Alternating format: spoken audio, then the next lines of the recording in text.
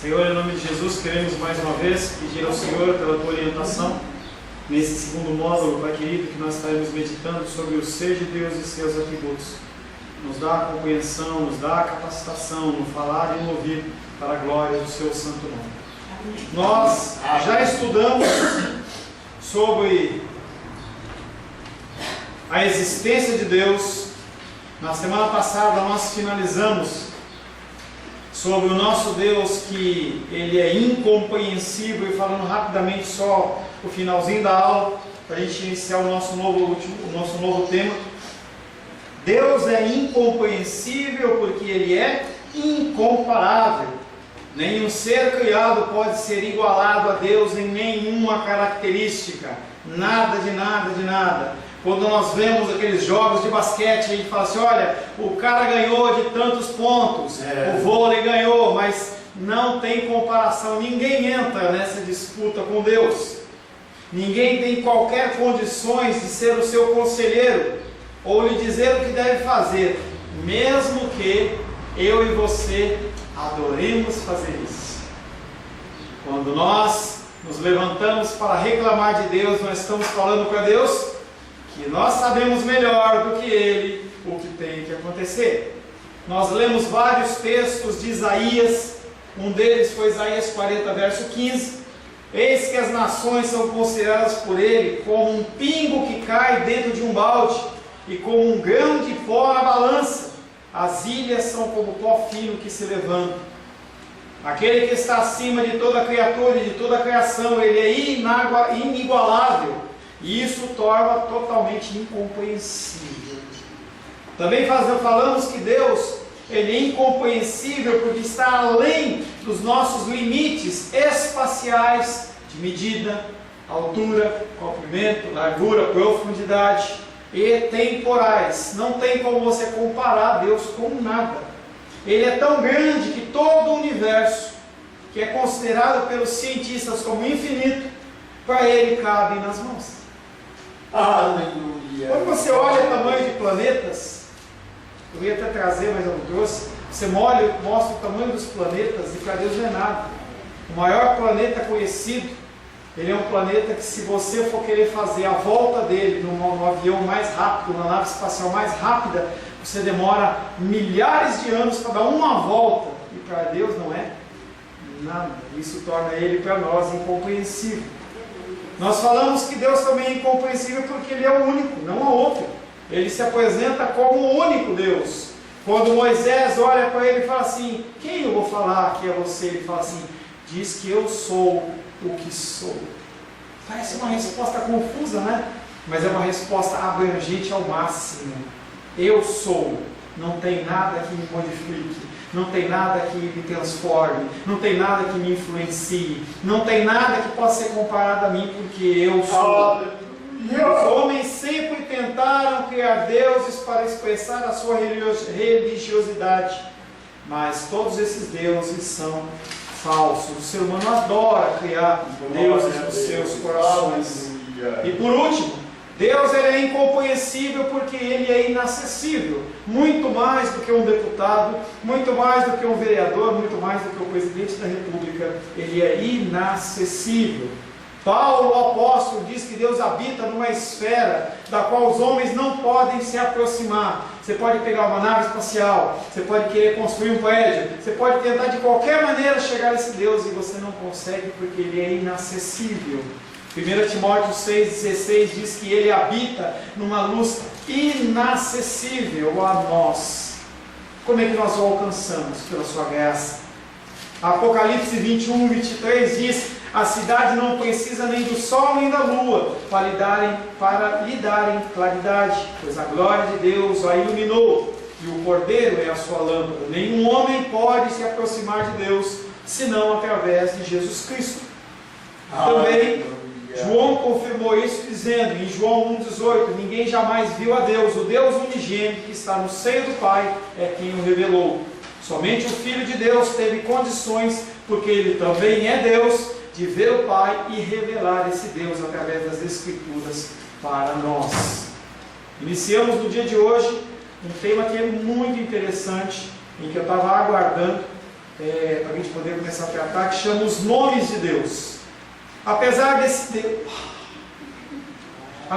de Deus ser um ser inominável, não tem um nome que a gente possa referir-se a Deus que dê o impedimento íntegro de Deus, na sua inteireza. Mas o Senhor, Ele se revela a mim e a você através de nomes, que a gente encontra na Palavra de Deus.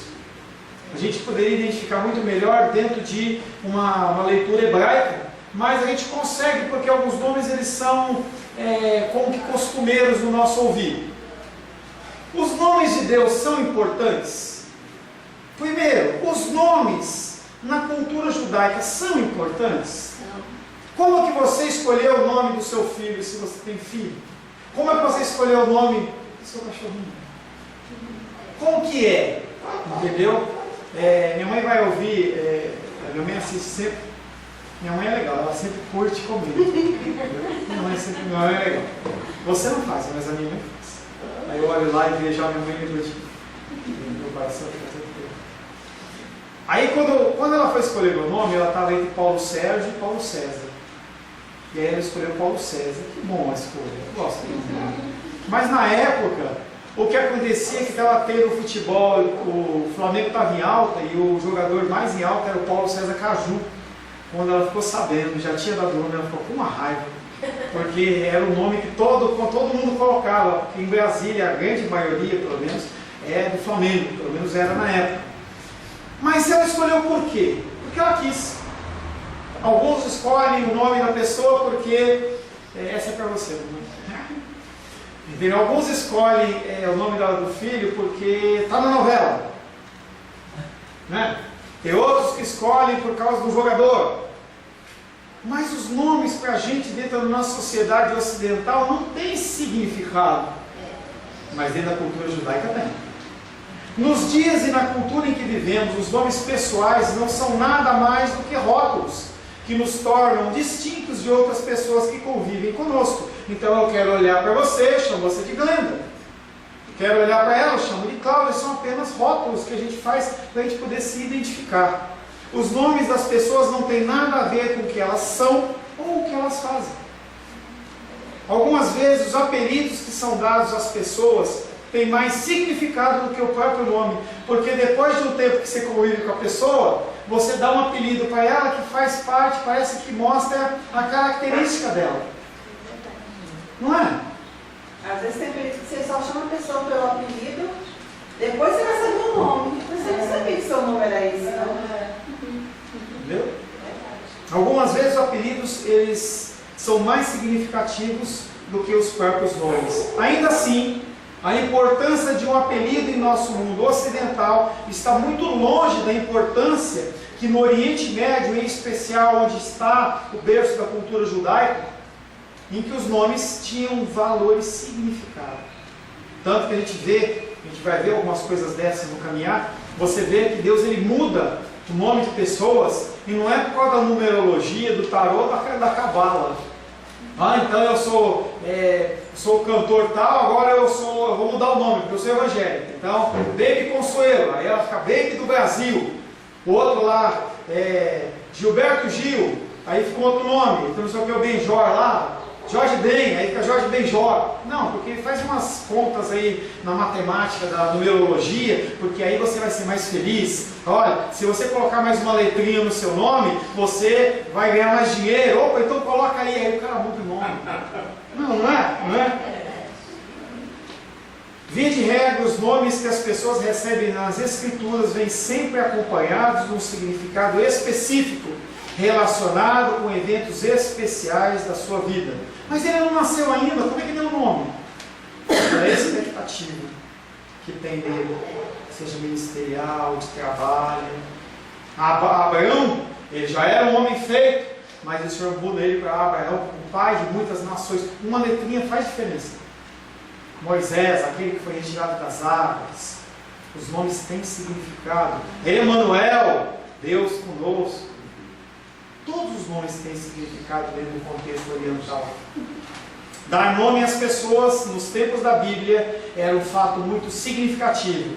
Eu comecei a ler os Evangelhos, finalizei na semana passada o Antigo Testamento, você vai ver os devocionais mais light, né? Porque aquelas palavras de profeta que davam paulada direto, acabou, agora só no que vem.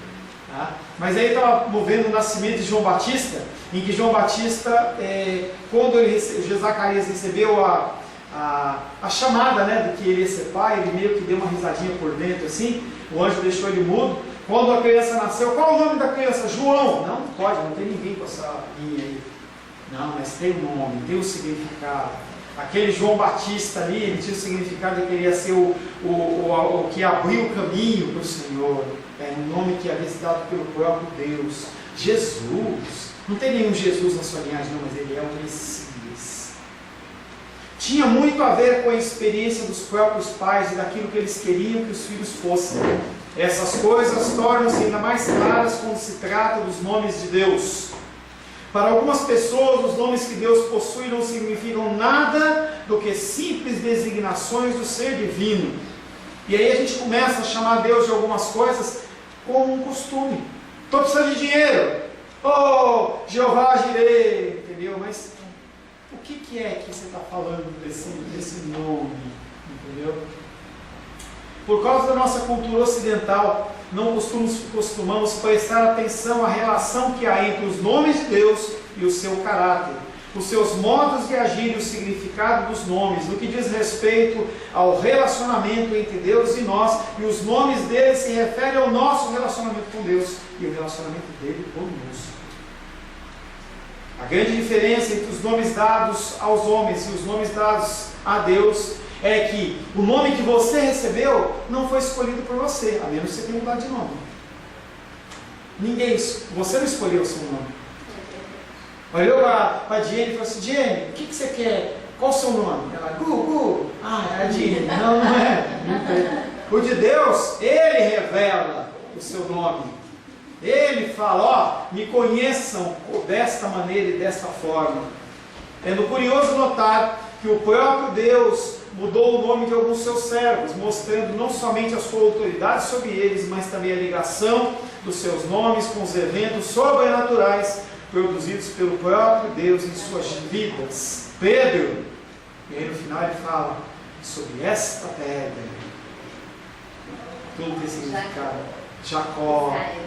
Veja os exemplos de mudança do nome, de Abrão para Abraão, Sarai para Sara, Jacó, o usurpador, para Israel. O mesmo pode ser dito de Moisés e de outros tantos personagens da vida do povo hebreu. Há vários exemplos nas Escrituras onde simplesmente se usa a palavra nome em referência a Deus. Não se fala, porque não se consegue entender como eu vou falar sobre essa característica de Deus fora de um padrão humano, sendo que o próprio Deus não revelou. Então a pessoa fala assim, um nome. Eles têm um cuidado enorme. Pessoas que têm ascendência judaica em especial, quando estão escrevendo um texto em português e vão escrever Deus, ela coloca D, apóstrofe E-U-S, simplesmente com respeito, o zelo pelo nome de Deus. Se você chegar para um judeu e querer que ele fale o nome de Deus, que é representado pelo tetragrama YHWH, que alguns chamam de Jeová e outros de Yahvé, eles ficam nervosos, porque isso é muito sério. O nome de Deus aparece poucas vezes na Bíblia, porque são chamados em momentos especiais em que está sendo feito um pacto, uma consagração, algo muito importante. Com isso podemos entender que a expressão o nome é indicativa de um ser pessoal e da totalidade do caráter de Deus. Mas vamos aos nomes de Deus no Antigo Testamento. O primeiro nome de Deus chama-se Elohim, o Deus Todo-Poderoso. O Deus Todo-Poderoso. Se você ler uma Bíblia hebraica, você vai ver Elohim, que é diferente de outros nomes, ele está falando de Deus. Mas aqui ele está apresentando uma característica dele, que ele é todo-poderoso. Ele não é meio poderoso. Ele não pode lidar com situações só mais ou menos. Qualquer situação ele lida. Ele é todo-poderoso. Ele é poderoso na sua máxima condição. Elohim é o plural de duas letras chamado E e L. El, que significa aquele que é forte. Esse nome também é atribuído a falsos deuses, o El, mas quando se refere ao verdadeiro Deus, é o plural de majestade e pode ser um grande indicativo da ideia da Trindade, quando entendido à luz de outros textos, especialmente do Novo Testamento. El, Elohim, ele é o Deus Todo-Poderoso. Esse nome é usado especialmente quando trata da soberania divina, como no exercício da sua obra criadora. Quem tem possibilidade e condição de criar como ele criou? Ninguém, apenas Deus. Ou quando ele opera poderosa e soberanamente na salvação de Israel, e nós vamos ver alguns lugares que está escrito Deus ou poderoso, mas é essa figura de Elohim. Gênesis capítulo 1, verso 1.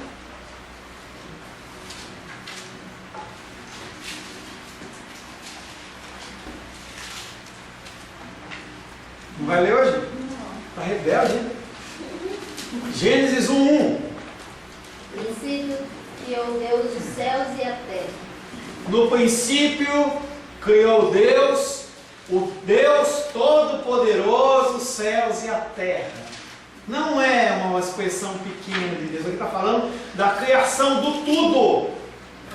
No princípio criou Elohim, os céus e a terra, o cosmos. Deuteronômio 5:23.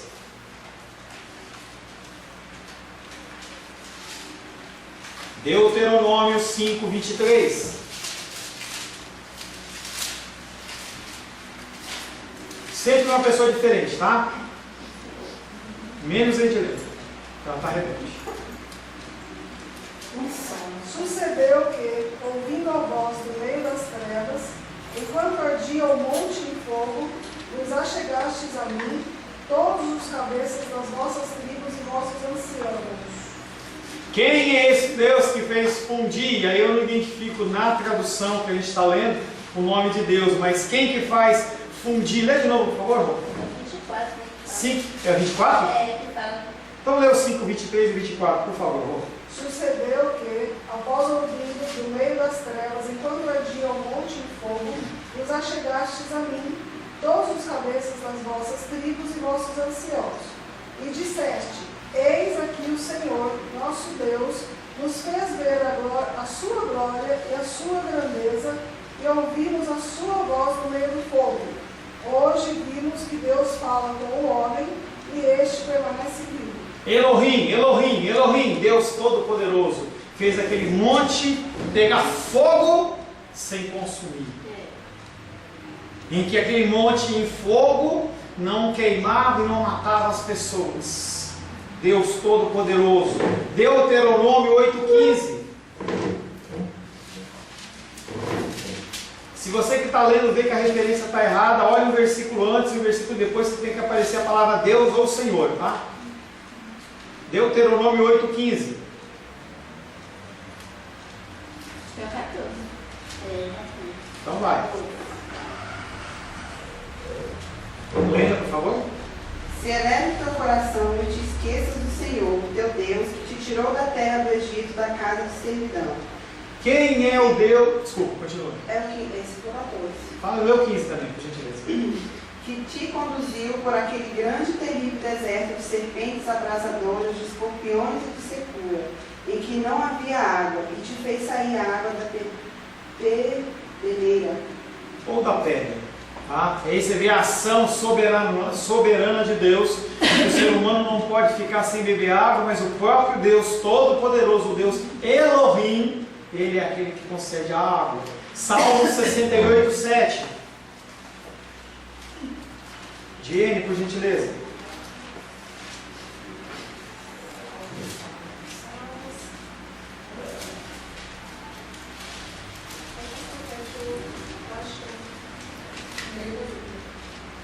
Diene perdeu os salmos.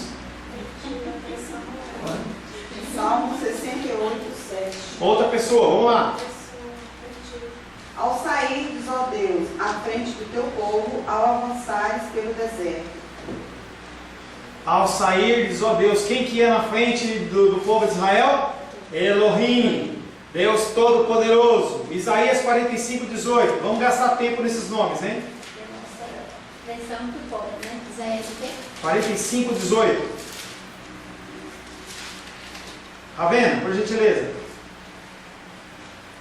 Porque assim diz o Senhor, que criou os céus, o Deus que formou a terra, que a fez e a estabeleceu, que não a criou para ser caos, mas ser habitada. Eu sou o Senhor e não a outro. Só o comecinho de novo. Porque assim diz o Senhor, O que mais? que criou os céus.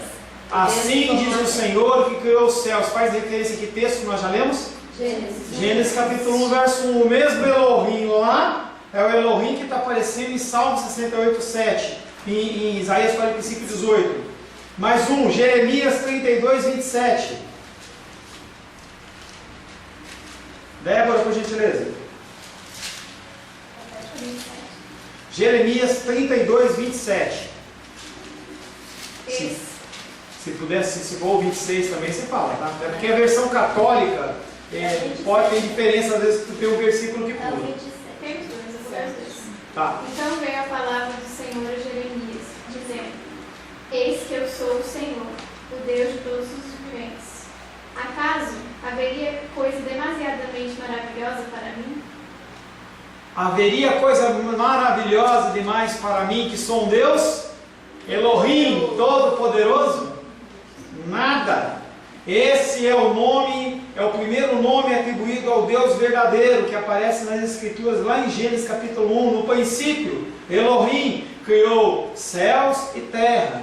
Enfatiza a ideia majestosa de Deus num tom superlativo. Não tem maior. É como santo, santo, santo. Não tem ninguém mais santo. Ele é o máximo. Quando nós, já dei esse exemplo para vocês, vou dar de novo que cabe bem. Quando nós pensamos em alguns produtos, nós nominamos palha de aço. A gente lembra de Bombril. A gente vai pensar em pilha. Vem na cabeça Rayovac. Você pensa em coisas assim, nomes vêm à mente. Aqui não tem como comparar. O nosso Deus, Ele é todo poderoso, Ele é o máximo. Por isso que essa condição superlativa de que Ele é Elohim. Quando você quiser exaltar Ele, você o chama de Deus Todo-Poderoso. E agora que você conheceu a sua primeira palavra em hebraico, você fala Elohim, Elohim, entendeu? Não vai fazer diferença, não vai mudar nada para Deus, entendeu? Você pode falar em grego, hebraico, alemão, português, não importa. Esse nome Elohim, ele aparece mais de 2.200 vezes no Antigo Testamento, devido à sua importância, em que as pessoas reconheciam a grandeza de Deus em todas as coisas. Hoje está tão difícil fazer isso no Brasil, na nossa sociedade, porque o culto ao homem tem sido elevado acima de tudo, e as pessoas não conseguem olhar para esse Deus Todo-Poderoso. Nomes compostos com esse El, porque o nome El é genérico, ele aparece frequentemente combinado com outros nomes para ajudar na distinção entre o Deus verdadeiro e os falsos deuses das religiões estranhas a Israel. Portanto, há vários nomes compostos com El no Antigo Testamento. Selecionamos apenas 3 dos mais importantes por serem os mais significativos e os que mais aparecem. Primeiro El Shaddai. El Shaddai. Ele é também conhecido como Deus Todo-Poderoso. Curiosamente, essa designação é mais própria do período dos patriarcas. Quem são os patriarcas? Abraão, Isaac, Jacó. Nessa época se tratava Deus por El Shaddai. Então, quando você lê no Antigo Testamento, no período de Abraão, Isaac e Jacó, até antes da entrada do Egito, quando você vê ali Senhor, você está pensando em Deus, você vai pensar em El Shaddai. Foi o nome que Deus usou para revelar-se a Abraão, e tem bastante importância, porque foi um pacto que ele fez não só com um homem, mas inclusive comigo e com você, que somos filhos de Abraão. Foi usado pela primeira vez no estabelecimento formal de um pacto com Abraão. Gênesis capítulo 17, versos 1 e 2. Tendo, pois, Abraão, da idade de 99 anos, apareceu o Senhor a Abraão e disse-lhe: Eu sou o Deus Todo-Poderoso. anda em minha presença e ser perfeito. E porei a minha aliança entre mim e te multiplicarei grandiosamente. O poder desse Deus é indicativo da sua proteção ao povo do pacto. Deus prometeu que guardaria e protegeria o seu povo, que devia adorá-lo com exclusividade. Esse pacto que foi feito com Abraão, ele é vigor até hoje sobre a minha vida e sua vida. E ele diz que não vai abandonar você até o fim. O apóstolo Paulo diz: eu sei que aquele é fiel e justo para guardar o meu depósito até aquele dia. Que Deus é esse? É o Shaddai. O apóstolo Paulo falava desse Deus pactual, que fez um pacto e ele não rompe o pacto. Eu rompo o meu pacto com você. Você rompe com os seus amigos, com seus irmãos. Mas Deus não rompe o pacto que ele é feito com você. Ele determinou que você é justificado. Por isso que eu falei que não tem como. Entendeu? Deus ele falou: Glenda é justificada. Ele fez um pacto. Ele disse: pronto, acabou. Não tem volta. Não tem como quebrar. É o Deus, é o Shaddai. Em algumas ocasiões o nome El Shaddai é usado pelos patriarcas para lembrar aos seus ouvintes as promessas de Deus feitas a Abraão e assim lhe proporcionar encorajamento. Quando Abraão iria falar para as pessoas, quando no Antigo Testamento se quer falar de promessas, ele fala de um Deus que é todo-poderoso, mas que não quebra pactos. Por isso que eles falam: quem é você? É o Deus de Abraão, Isaac e Jacó. É o Deus de, não lembro de todos, mas Judá. É o Deus de Benjamim. É o Deus de Zebulon. É o Deus de Dan. É o Deus de Naftali. E aí vai embora. É o meu Deus. Ele fez um pacto que isso não quebra. A importância de nós como pais, nós como pessoas da nossa família, sermos voltados ao Senhor, é que o pacto que está sobre a minha vida é estendido até o meu filho. Não quer dizer que ele não tem que fazer nada, em que um aceitou e aí vai viver uma vida. Não é isso. Estou dizendo que essa proteção pactual existe sobre os nossos filhos. O que ele vai fazer na idade da maturidade, não sei. Mas enquanto ele está sob o meu cuidado, ele está sob uma proteção pactual. É importante isso. Gênesis 28, verso 3.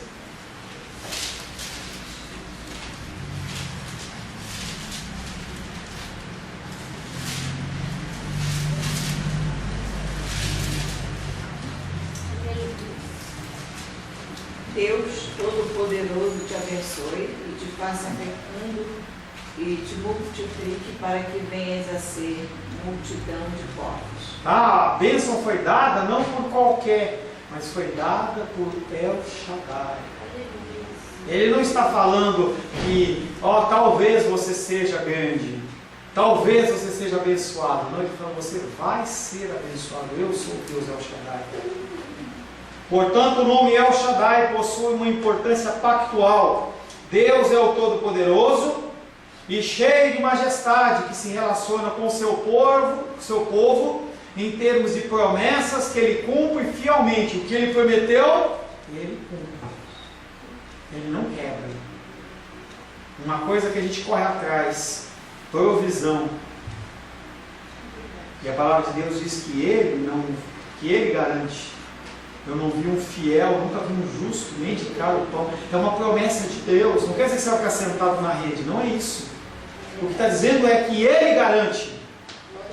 Ele garante que não falta. Pode haver um breve momento de escassez, mas você não morre de fome. O sentido é esse. Não é que você não passa dificuldade. Todo mundo passa dificuldade, amém? Passa luta, passa dificuldade. Tem mês que o salário está mais curto. Então, provavelmente porque você não soube administrar, não foi Deus que fez errado, Ele deu a medida certa. Se você usar com sabedoria, não falta. O que acontece é que a gente usa sem sabedoria, sem perguntar para Ele como fazer, o que fazer e quando fazer. São 3 palavrinhas que você tem que perguntar para Deus: como fazer, quando fazer e para quem fazer. Porque quando você faz isso, você está perguntando: Deus, eu sou dependente de Ti, eu preciso que o Senhor me oriente.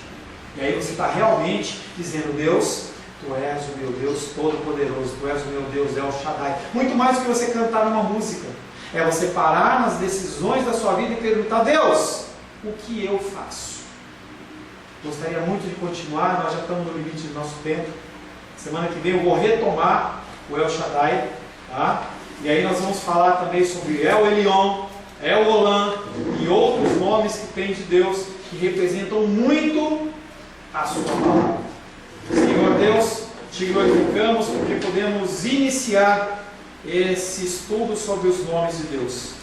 Nomes, Pai querido, que muitas vezes nós não valorizamos ou não temos tanta preocupação em zelar, em clamar, e muitas vezes acabamos por nos enganar nas nossas definições e nas nossas palavras, nas nossas orações. Mas que o Senhor possa cada vez mais nos ensinar que Tu és um Deus especial, um Deus, Pai querido, que se relaciona conosco e que se apresenta através de nomes para que nós possamos o entender, mesmo que parcialmente. Te glorificamos e te exaltamos, Pai, nesta manhã, em nome de Jesus. Amém. Amém.